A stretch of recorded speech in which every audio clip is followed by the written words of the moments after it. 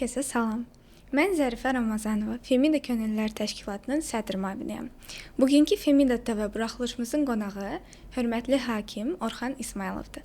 Salam Orxan müəllim. Mən də sizi, eyni zamanda bizi izləyən tamaşaçıları salamlayıram və dəvətiniz üçün sizə təşəkkürümü bildirirəm. Biz dəvətimizi qəbul etdiyiniz üçün sizə minnətdarıq. İlk olaraq istəyirik ki, özünüz haqqında qısa məlumat verəsiniz. Təhsiliniz, əmək fəaliyyətiniz və hakimliyə gələn yolunuzu bizə danışasınız. Demək, mən Bakı şəhərində orta məktəb bitirmişəm. Məktəb bitirdikdən sonra Bakı Dövlət Universitetinin Hüquq fakültəsinə qəbul olundum. Daha sonra həmin universitetin magistr pilləsini bitirdim və əmək fəaliyyətimə 2009-cu ildən Ağır Cinayətlərə dair Respublika Hərbi Məhkəməsində böyük məsləhətçi kimi işə başladım. Sonrakı əmək fəaliyyətim prokurorluq orqanlarında davam elədi. Prokurorluq orqanlarında qulluğa qəbul olundum və rayonların birində prokuror köməkçisi kimi fəaliyyətə başladım. Daha sonra mən Həmkarlar İttifaqları Konfederasiyasında hüquqşünas kimi çalışdım. Təxminən 3 ilə yaxın bir müddət. Növbəti əmək fəaliyyətim isə ədli orqanlarında qulluğa qəbulla bağlı oldu və Ədliyyə Nazirliyinin Məhkəmə Ekspertiza Mərkəzində ekspert kimi çalışmağa başladım. Qeyd edim ki, mən müxtəlif dövlət orqanlarında keçdiyim bu əmək fəaliyyəti, bu iş təcrübəsi mənim hüquqşünas kimi formalaşmağımda çox mühüm rol oynayıb və mənim üçün faydalı olub. Ekspertiza mərkəzində işlədiyim dövrdə hakimliyə sənəd qəbulu başladı. Açığı mən hər zaman hakim olmaq arzum var idi, ancaq düşünürdüm ki, növbəti dəfə sənədlərimi verərəm. Sənədlərimi təqdim etdim və o zamanlar hakimlik 6 mərhələdən ibarət idi. Bu 6 mərhələni uğurla başa vuraraq Cənab Prezidentin sərəncamı ilə Şirvan İnzibati İqtisad Məhkəməsinə hakim təyin olundum. Orada 3 il işlədikdən sonra Şirvan Apellyasiya Məhkəməsinə hakim təyin olundum. Qeyd edeyim ki, Şirvan Apellyasiya Məhkəməsində işlədiyim dövrdə bir müddət Hakimlərin Seçki Komitəsinin üzvü olmuşam. Hazırda isə Bakı Apellyasiya Məhkəməsinin İnzibati Kollegiyasının hakimiyəm. Çox sağ olun Orxan müəllim. Biz bilirik ki, hüquq normalar vasitəsilə işləyir. Amma normaların daşıyıcısı da dildir. Siz necə düşünürsünüz? Dilin hüquqa necə bir təsiri var? Sualınız çox maraqlı və fəlsəfi çalarları olan bir sualdır. Fəlsəfi yükü olan bir sualdır. Ümumiyyətlə, dil yalnız ünsiyyət vasitəsi deyil.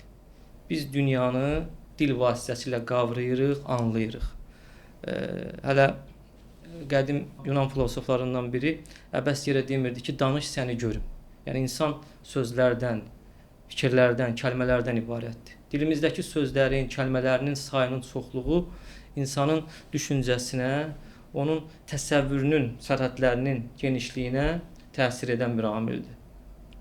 Ümumiyyətlə, hüququn dilə təsiri barəsində mən qeyd edə bilərəm ki, hüquq dildə yaşayır. Hüquq anlayışlar vasitəsilə qurulur və bu anlayışları biz dil vasitəsilə ifadə edirik. Bu mövzu hər zaman hüquq nəzəriyyəsində, hüquq fəlsəfəsində müzakirə mövzusu olub. Ümumiyyətlə, hüquqşünaslarla dilçilərin, filoloqların hər zaman bir müzakirəsi və mübahisəsi olub bu mövzu ilə bağlı. Bunun tarixi örnəklərindən biri Almaniyanın mülki məcəlləsinin qəbul edilməsi ilə bağlıdır. Almaniyanın mülki məcəlləsi 1900-cü ildə qüvvəyə minib. Ancaq onun qüvvəyə mindiyi tarixə nəzər salsaq, uzun müddət bilirsiniz ki, biz də Almaniyada Roman-German hüquq sisteminə daxilik. Orada romanistlərlə germanistlər arasında uzun sürən bir müzakirələr, hətta mübahisələr olub. Romanistlər daha çox hüquqşünaslardan ibarət idi. Onlar düşünürdülər ki, mülki məcəllə Roma hüququna söykənməlidir. Roma hüququnun elmi sisteminə əsaslanmalıdır və anlayışlar Roma hüququndan irəli gəlməlidir. Amma germanistlər məsələn düşünürdülər ki, əgər bir sözün, bir almanın təsəvvüründə canlana bilmirsə, demək bizim tariximizə yaddır, bizim hüquq düşüncəmizə yad elementdir. Yəni, başqa sözlə, onlar hesab edirdilər ki, təsəvvürə gətirmək üçün anlamaq lazımdır. Anlaya bilmirsənsə, demək təsəvvürə gətirməyin çətin olacaq. Bax, onlar arasında belə uzun sürən gərgin bir müzakirələr, mübahisələr oldu. Yekunda müəyyən mənada bir kompromis əldə olundu və 1900-cü ildə qeyd etdiyim kimi Almaniya mülki məcəlləsi qüvvəyə mindi. Bunun başqa tarixi örnəkləri də var. Osmanlı hüququndan Türk hüququna keçiddə də müəyyən dillə bağlı müzakirələr olur. Osmanlı hüququnda olan ərəb, fars mənşəli sözlərin müasir türk terminologiyasından əvəz edilməsi prosesi də buna misal ola bilər. Ümumiyyətlə hüquq nəzəriyyəsində hər zaman hüququn universal dili yoxsa milli dil, xalqın dilində olmalıdır deyə müzakirələr aparılıb. Bilirsiniz, mən düşünürəm ki, hüquq bəşəri anlayışlarla düşünür, ancaq milli dildə danışmalıdır. Burada önəmli məsələlərdən biri tək tekst məsələsi deyil, həm də kontekst məsələsi önəmlidir. Məsələn, hələ Montesquieu Şarllı qanunların ruh əsərində deyirdi ki, hər bir qanun xalqın xarakterinə və şəraitinə uyğun olmalıdır. Məsələn, bunun tarixi örnəklərindən biri Amerika Birləşmiş Ştatlarının konstitusiyasını, onun müəyyən hüquq institutlarını Cənubi Amerika ölkələri mənimsədilər, belə deyirlər, qəbul etdilər.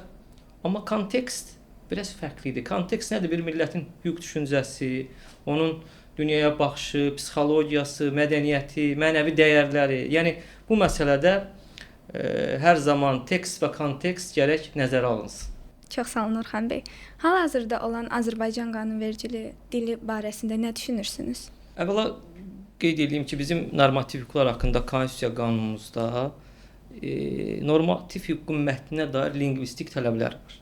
Orada qeyd olunur ki, normativ hüququn mətni aydın, sadə, lakanik, ədəbi dilin və hüquq terminologiyasının işgüzar, rəsmi üslubuna uyğun tərtib edilməlidir. Bu əslində hüquqi müəyyənlik prinsipinin tələblərindəndir. Yəni hüquqi müəyyənlik odur ki, normanın mətni aydın olsun, proqnozlaşdırıla bilən olsun.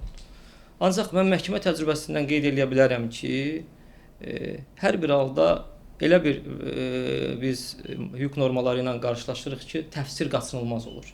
Yəni təfsir hüquq normasının mahiyyətinin, məzmununun, məqsədinin, onun hüquq sistemindəki yerinin müəyyənləşdirilməsinə yönəlik bir intellektual fəaliyyətdir. Və bəzən elə hallarla qarşılaşırıq ki, biz məhkəmə icraatında qanunvericinin əsl iradəsini, qanunun güddüyü məqsədi müəyyən etmək zərurəti ortaya çıxır. Bu zaman artıq müxtəlif təfsir metodlarına biz müraciət edirik. Qrammatik təfsir metodu, sistematik təfsir metoduna, teleoloji təfsir metoduna və s. Yəni məsələn, xüsusilə deyə bilərəm inzibati icraat sahəsindən bəzən biz inzibati orqanların diskresiyon səlahiyyətə malik olub-olmamasını qrammatik təfsir metodu ilə bir qayda olaraq müəyyən edirik. Normada məsələn bilər, səlahiyyətlidir ifadələri varsa, demək inzibati orqanın diskresiyon səlahiyyətləri var. Amma bəzən belə ifadələr olmur. Biz bu zaman artıq təfsirin digər metodlarına müraciət edirik. Sistematik təfsirə, teleoloji təfsirə ki, normanın güddüyü məqsədi müəyyən edək, sistematik təhlil edək ki, inzibati orqan diskresiyon səlahiyyətlərə malikdir, yoxsa yox. Qeyd edeyim ki, bəzən qanunverici şuuru surətdə normativ hüquq aktlarda konkret olmayan anlayışlardan istifadə edir. Buna biz inzibati hüquqda qeyri-müəyyən hüquq anlayışlar deyirik. Məsələn, zəruri hallarda, lazımi məlumat, ictimai maraq, ictimai mənafe, bu kimi anlayışlar müxtəlif situasiyalarda inzibati orqan tərəfindən qiymətləndirilir.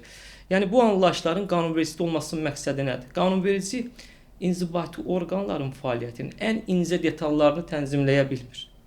Və qanunvericilik bilir ki, elə hallar ola bilər ki, inzibati orqan müxtəlif həyati situasiyalarda çevik reaksiya versin. Yəni inzibati fəaliyyətin tamamlılığını, onun çevikliyini təmin etmək məqsədi ilə qanunvericilikdə bəzi hallarda biz qeyri-müəyyən hüquq anlayışları görürük. Ancaq inzibati orqan bu qeyri-müəyyən hüquq anlayışları obyektiv, məntiqi hüquqi meyarlarla şərh eləməlidir. Məsələn, yol hərəkəti haqqında qanunda deyilir ki, hava şəraiti ciddi təhlükə olarsa inzibati orqan yolların bağlanması barədə qərar qəbul edə bilər.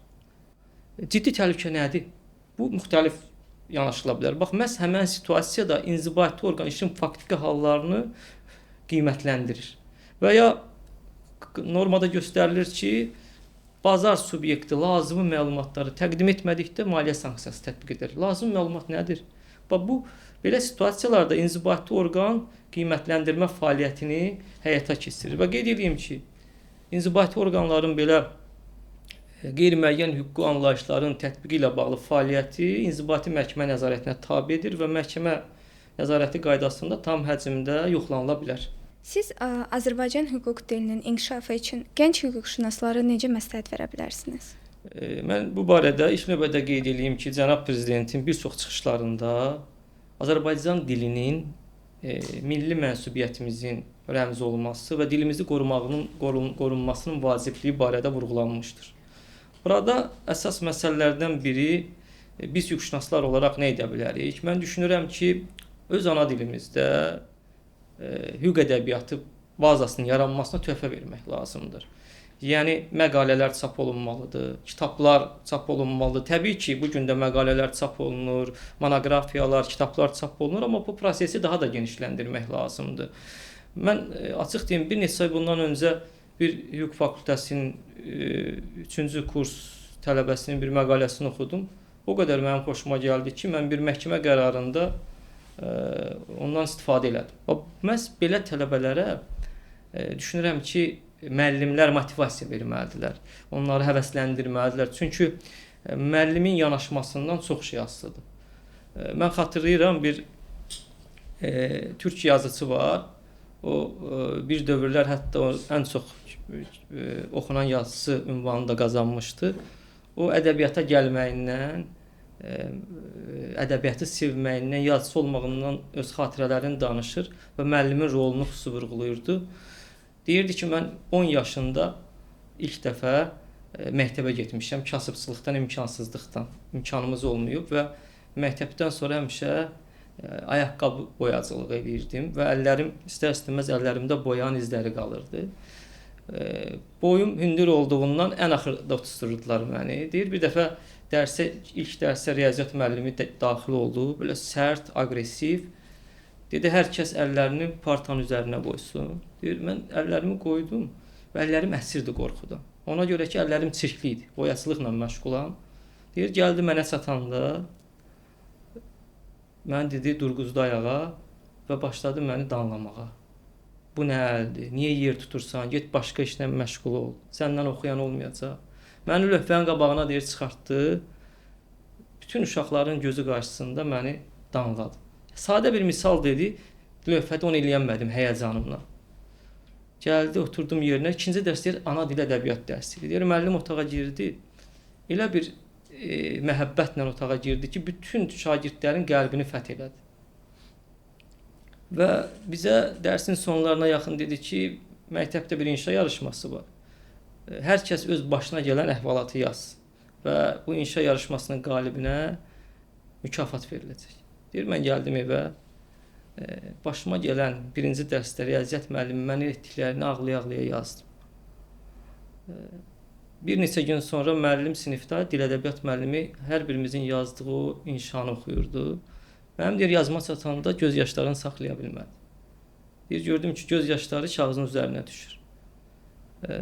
Mənə dedi ki, bəs bu sənin başına gəlib? Deyir, dedim, bəli. Deyir, təsəvvürə gətirin, mən məktəbdə birinci yerə çıxdım o yazıma görə və həyatımda ilk dəfə mənə yeni ayaqqabı alındı. Və mən deyir, sevincimdən səhərə kimi ayaqqabını qucaqlayıb yatdım. Deyir, həmin müəllim, dil ədəbiyyat müəllimi mənə paltar aldı sonra.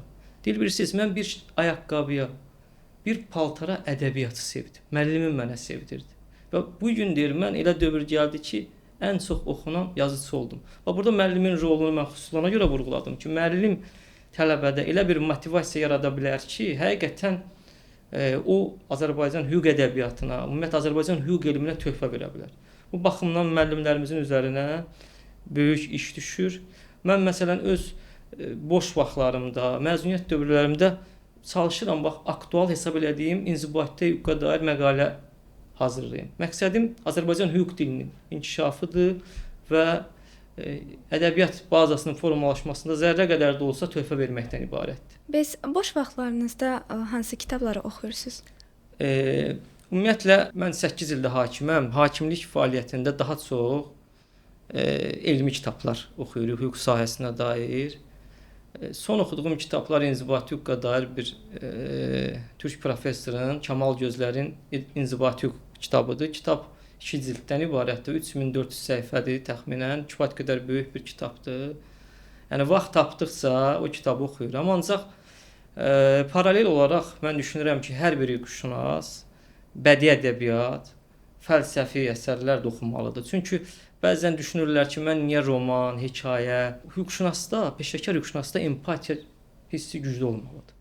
Xüsusilə vətəndaşlarla işləyən peşəkar hüquqşünaslarda bu empatiya daha güclü olmalıdır. Bu baxımdan biz ədəbiyyat oxuyanda istər-istəməz fərqli xarakterlər görürük, fərqli insanlar görürük. Adətən insanlar dünyanı öz gözləri ilə görür və ölçü vahidi özlərini bilirlər. Amma biz ədəbiyyatda görürük ki, fərqli insan xarakterləri var, psixologiyaları var. Hər kəs bizim kimi düşünmür və bu empatiyanın formalaşmasında mühüm rol oynayır. Bilirsiniz, empatiya başqasının ağrısını, acısını, sevincini hiss etmək bacarığıdır. Mən razıyam, bu biraz genetik məsələdir, bu biraz ailə vərdişidir. Əgər sən şagird vaxtı bir roman, hekayə oxuyub onun qəhrəmanı ilə empatiya qurmamısansa, onun taleyinə belə deyək, ağlamamısansa, sevinməmisənsə, yalnız belə deyək, etiket qaydalarını əzbərləməklə nələrəsə nail olmaq çətindir. Bu baxımdan mən vaxt tapanda bədii ədəbiyyat da oxuyuram.